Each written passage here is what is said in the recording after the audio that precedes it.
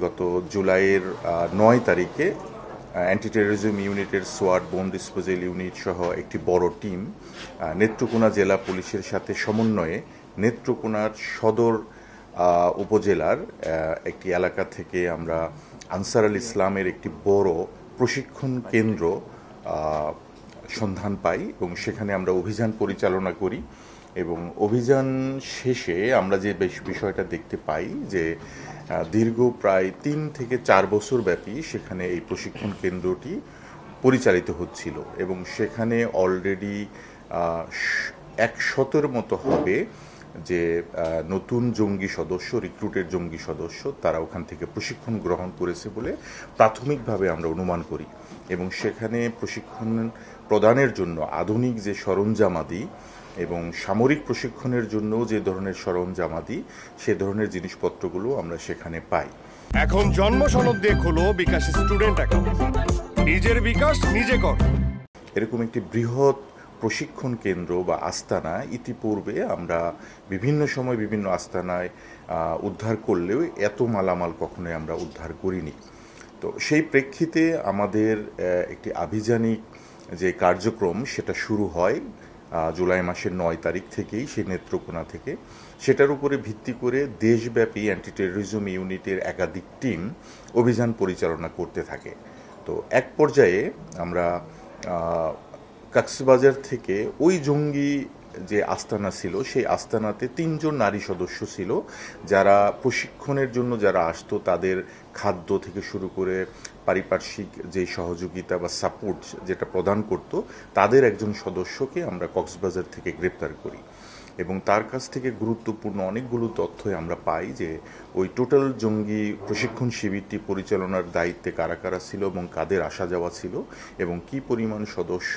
সেখান থেকে প্রশিক্ষণ গ্রহণ করেছে, এবং সেই সাথে ঢাকার আশেপাশে সহ বাংলাদেশের বিভিন্ন জায়গাতে কোথায় কোথায় তাদের আস্তানাগুলো রয়েছে একটা প্রাথমিক তথ্য আমরা সেখান থেকে পাই। সেটার ভিত্তিতে নারায়ণগঞ্জের বড়পা এলাকাতে আমরা একটি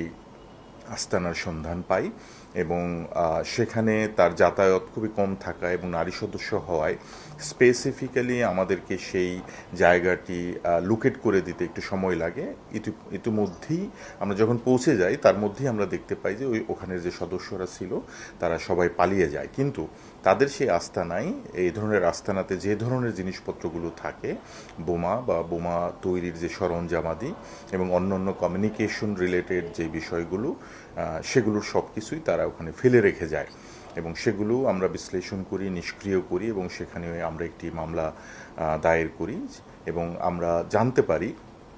সেটা আমাদের সেই গ্রেপ্তারকৃত নারী সদস্যের থেকে এবং ওখানে যে বাসা ভাড়া নিয়েছে যে মালিক বা সুপারভাইজার, তার কাছ থেকে, যে তার নাম হচ্ছে জাবেদ। তো ওই ঘটনার পর থেকেই বিভিন্ন ধরনের তথ্যের উপরে ভিত্তি করে প্রাপ্ত তথ্য বিশ্লেষণ করে আমরা